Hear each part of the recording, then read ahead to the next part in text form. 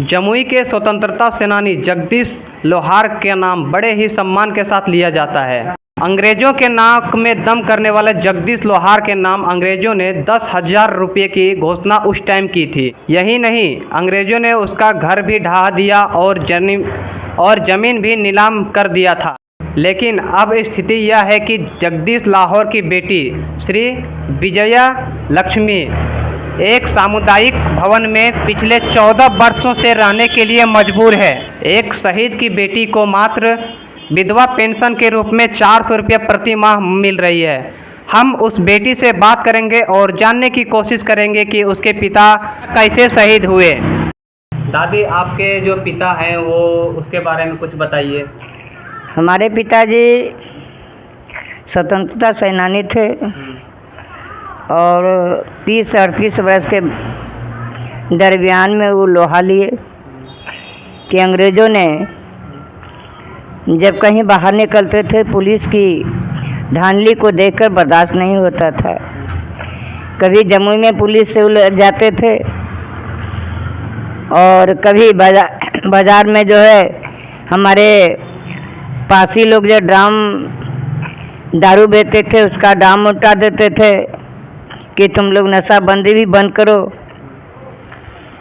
इसके बाद हमारे पिताजी हर तरह की हरकत अंग्रेज़ों को देख के और उन्हें बर्दाश्त न हुआ, उन्होंने 17-18 वर्ष तक मैट्रिक पास किए थे। सारी हरकतें अंग्रेज़ों को देखते देखते जब हमारे पिताजी को बर्दाश्त न हुआ, माँ बहने की इज्जत पर भी दब्बा था, तो बोले कि सरकार, ऐसे सरकार को हम लोग जिंदा देखना नहीं चाहते हैं। पिताजी को क्रोध आया। कोई भी काम मनमानी होती थी, पुलिस लोग अभद्र सब व्यवहार करते थे और इसके बाद जो है पिताजी कचहरी में आग लगाने के लिए शुरू कर दिए।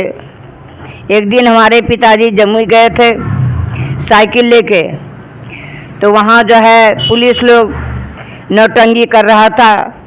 पिताजी बोले, क्या सिपाही तुम लोग जो है क्या कर रहे हो?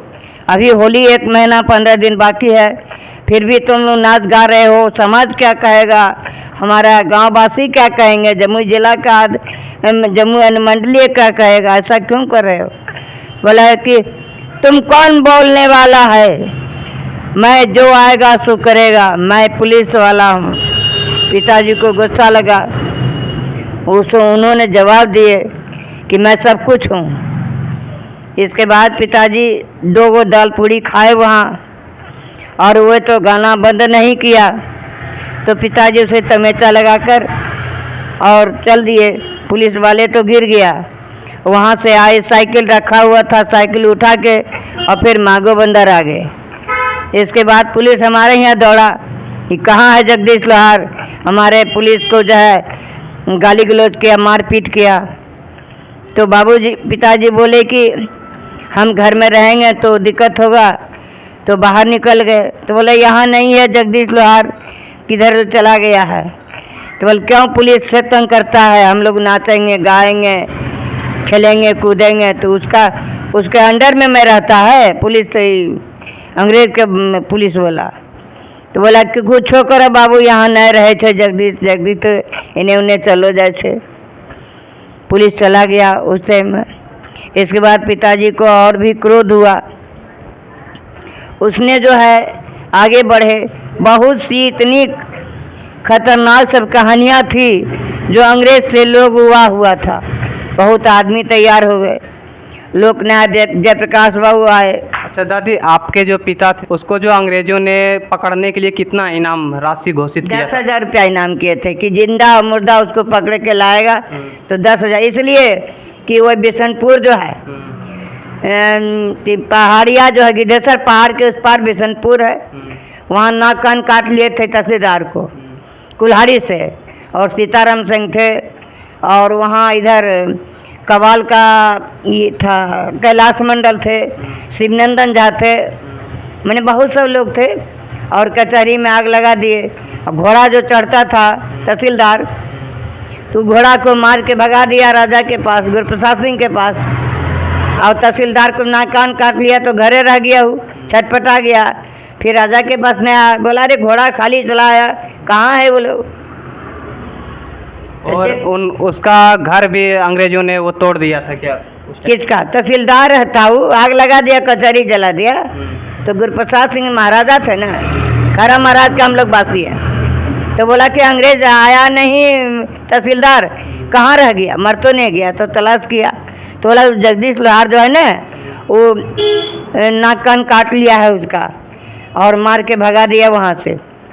तो कचहरी में आग लगा दिया। तब गुरुप्रसाद सिंह आए, बोले कि इनको जो है फांसी की रेट केस किया जाए, जिंदा मुर्दा पकड़ो। तब गुरुप्रसाद सिंह आए यहाँ थाना, पहले अनुमंडल था, एसपी के पास आए कि इनको जिंदा और मुर्दा पकड़ा जाए, हम इनाम देंगे।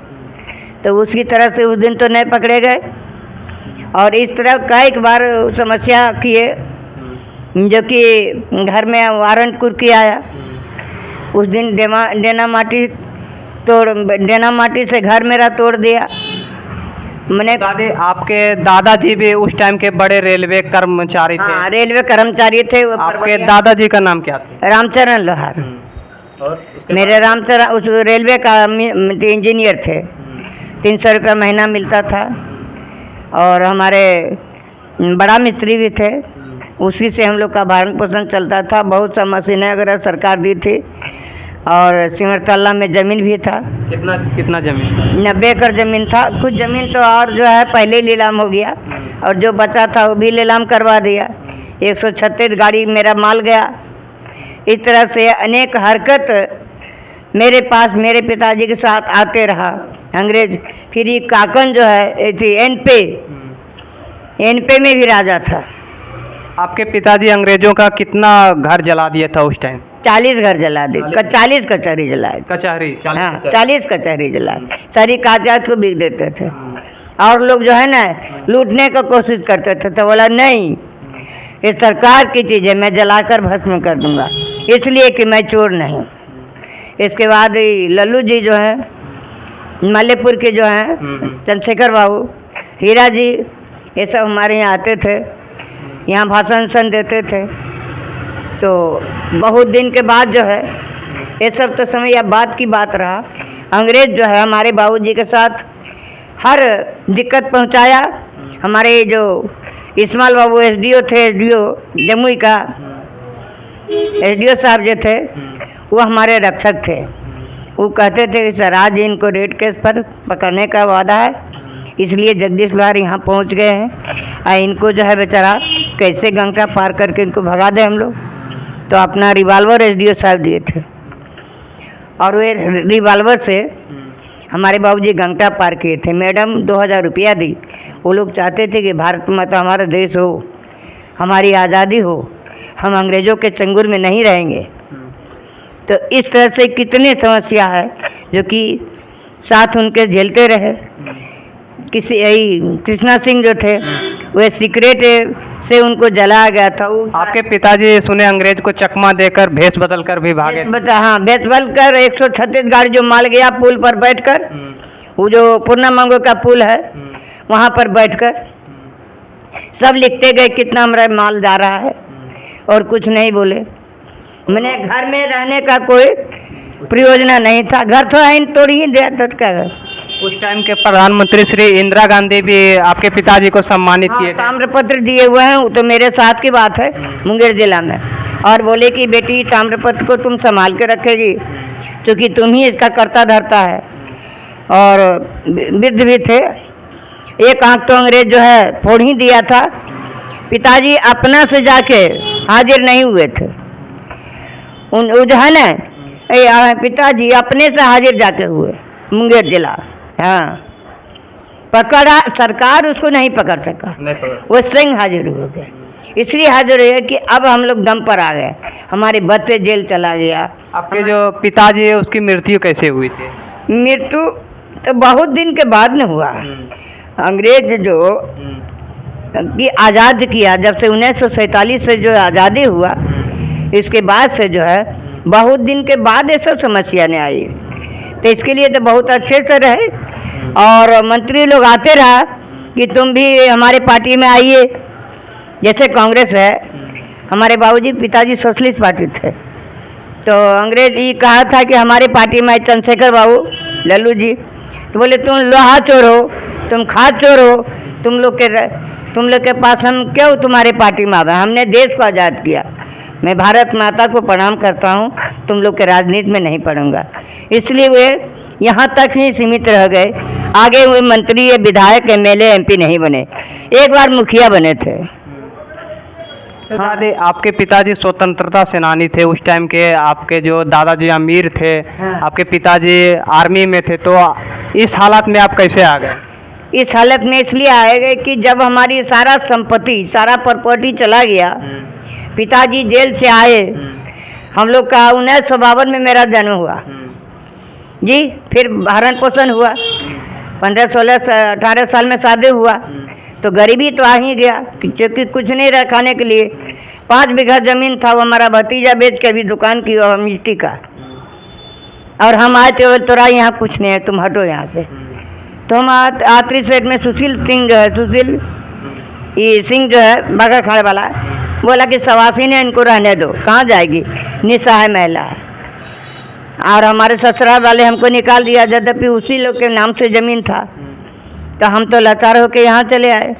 हमारे पास न विलम्ब रहने के कारण तो मैं ऐसा समस्या को सहन कर लिया। दादी, आपके जो पिताजी, इसकी कुछ तस्वीरें हैं अभी? हाँ, बहुत तस्वीर से दिखा सकता हूँ। देख सकते हैं दादी के हाथ में इनके पिताजी के कुछ तस्वीरें, हम इसके बारे में दादी से जानना चाहेंगे। जी दादी बताइए। ये तस्वीर तो हमारे कलेक्टर, मुंगेर कलेक्टर जो है, सुपरिटेंडेंट भी था, तो हम लोग भी समक्ष थे। तो पिताजी को ताम्रपत्र यहाँ दिया गया है, और ताम्रपत्र जब हो गया समर्पित, तो कलेक्टर बोले कि लो बेटी, इस ताम्रपत्र को तुम संभालो, यद्यपि कि इनका बेटा जो है दिमागी और दिमागी है, तुम ही संभाल के रखेगी। और पिताजी को हम फिर अपना घर ले आए, हम थे, भाई भी मेरा था, और वही तस्वीर आज तक भी सामने है। इसमें आपके पिताजी कौन है? ये है पिताजी। और जो पुरस्कार दे रहे हैं वो कलेक्टर है, ये सुपरिटेंडेंट है, और ये क्लर्क है। जो क्लर्क है ये अकाउंटेंट जिसको कहते हैं वो है, ये सुपरिटेंडेंट है, ये कलेक्टर है। ये ताम्रपत्र हमको जज साहब दिए 15 अगस्त में कि मैं सम्मानित करती हूँ 77वीं दिवस के अवसर पर 1942 के अंतर्गत। क्या है लिखा हुआ? 77वें स्वतंत्रता दिवस के शुभ अवसर पर जमुई जिला के स्वतंत्रता सेनानियों का सम्मानित जगदीश लोहार। 15 अगस्त जगदीश लोहार। ये आपके पिताजी का फोटो है। और कोशिश के बोले कि हम कोशिश करेंगे आपके पेंशन के बारे में, अभी तो समय लगेगा, और तो कोई जवाब नहीं दिए। फिर हम लोग सोचे कि आशा रखिएगा कि हाँ हमको कुछ सरकार से लाभ मिले, तो यद्यपि कि मेरी जटिल समस्या है, बैठो। मैं जीने का राह खोज रही हूँ। सम्मानित तो बड़े अच्छे ही किए, आप लोग का फर्ज है, लेकिन पेट के अंदर भी देखना है, बाहर देख रहे हैं, अंदर तो देख नहीं रहे हैं। तो साहब बोले कि मैं बिल्कुल कोशिश करूँगा। हम लोग चले आए। आपके ये जो बगल में बैठे हैं ये कौन है? ये हमारे लड़के हैं। और हमारी संपत्ति भी इसी तरह बर्बाद हुआ है, वो लोग लुटेरे लूट लिए हैं, और उस कागजात को मैं अभी तक रखी हूँ, जो कि हमारे पास रसीद है, खतियान है, लेकिन वो लोग ज़बरदस्ती बेदखल किए हुआ है। किराएदार है, वो भगत है, हम लोहार हैं, लेकिन वो कवाला दिखलाता है कि मैं ज़मीन को ले लिया हूँ। सरकार से निवेदन करना यही चाहेंगे कि हम जो बीमार हैं, हमारे स्मॉल भारत कार्ड अभी तक नहीं बना है, और मैं पेशेंट हूँ, मेरे पास पैसे की अभाव है, मैं दवा दारू भी नहीं कर सकती हूँ, और क्या पीड़ित है वो तो दर्द वाला ही जान सकता है, लेकिन सरकार से तो कोई राह नहीं मिल रहा, ये कोई कभी कुछ फ़ायदा लाभ नहीं है, लेकिन जिए जा रहा हूँ। इसलिए कि उपाय क्या करूँगा, एक भगवान के भरोसे ब्रह्म मेरे साथ हैं, इसी का रास्ता मुझे मिला है और कोई सहयोग मुझे सरकार से नहीं। मैं कहना चाहूँगा कि अगर हमारी दर्द आपको मालूम है, देशभक्त हैं तो हमारे लिए कुछ सोचें। अगर देशभक्त नहीं है, देश लुटेरे में से आते हैं, तब तो मैं कहूँगा कि आप लोग लुटेरे हैं। गरीबों के प्रति एक निसहाय स्वतंत्रता सेनानी के बेटी के चलते कोई राह नहीं खोजे, न हमारे कभी सामने आया, न सुमित जी कभी आए जी, न कोई विधायक देखने आया कि किस तरह तुम बीमार हो। वीडियो साहब बेचारे, वीडियो साहब आए थे, प्रखंड विकास पदाधिकारी। अच्छा दादी, आपको सरकारी योजना से कुछ लाभ मिलता है? कुछ सरकारी योजना से कोई लाभ नहीं मिला अभी, बस पेंशन ही निर्धारित है 400 रुपये महीना। 400 रुपये महीना। हाँ दादी, आपकी ये उम्र है और ढलेगी तो आप खाना कैसे बनाइएगा? आखिर क्या करेंगे? जब बेटा मेरा सही होगा, जब इसका इलाज होगा, तभी ना मैं शादी कर सकता हूँ। किसी को पैर में अगर बांधिएगा घुंघरू तो अगर पहनने लायक होगा तभी ना, और नहीं तो इसको तो मौत है। तो मैं सोच रखा हूँ कि अगर मेरे पास कुछ व्यवस्था हो जाता है, घर द्वार बन जाता है, तो को गरीब का भी लड़की ला के रख लूँगी जो इसको देख रेख करेगा। यही सोच रहा हूँ कि 20,000 15,000 में लड़की मिलता है मालदा में, वहाँ से भी ले आऊँगा। राहत तो यही सोचा हूँ, और आगे तो भगवान की मर्जी, क्या कर सकेंगे हम, तो अपनी शक्ति नहीं है मेरा जी, व्यवस्था रही तो हम है नहीं। अच्छा, 400-800 रुपये महीने में हमारी जीविका चलती है, इस तरह हम क्या कर सकते हैं? मेरे पास दवा की पता नहीं, इसका दवा अगर रहता तो ठीक रहता। ये बोलता वो मानसिक रूप से बीमार, मानसिक रूप, हाँ, उसका अभी दवा नहीं हॉस्पिटल में। कैसा सरकार है जो कि हॉस्पिटल में मानसिक का दवा नहीं है? हम बाजार से खरीदते हैं, पैसा होगा तब नहीं दवा खरीदेंगे। 630 रुपया लगता है दवा में। आपको प्रधानमंत्री आवास योजना नहीं मिला? नहीं मिला है, मेरे पास प्रधानमंत्री आवास योजना मिला नहीं है, लेकिन वीडियो साहब बोलते थे कि हाँ प्रधानमंत्री आवास योजना मिलेगा, तो बल घर बना लीजिए तो अच्छे की बात है। बल यहाँ से भी तो आपको कोई नहीं हटा सकता। अभी सरकार एक योजना चला रही है वृद्धा पेंशन, वो भी आपको मिलता है? हाँ, वही 400 रुपये महीना मिलता है बस, वृद्धा पेंशन। हाँ, उसके आधारित हम जी रही हूँ। तनी मनी 10-20 सिलाई हो जाता है। आप सिलाई का भी? हाँ, सिलाई करता हूँ। सिलाई, कटाई, बुनाई, मैंने कला में कमी नहीं है, आवाज़ में कमी नहीं है, लेकिन फिर भी हम गरीब हैं। यद्यपि कि इसमें कोई नींव नहीं है, ये घर नहीं है, कहीं भी स्थान देता है लोग तो बासा बनाता है। तो यहाँ क्या प्रक्रिया कर लें हम? करने के लिए भी तो साधन चाहिए ना। 10,000 रुपया 5,000 है तो कोई पंडित को बुलावें, कुछ अच्छे लक्ष्मी को बात करें, सब बात में सोचना पड़ता है।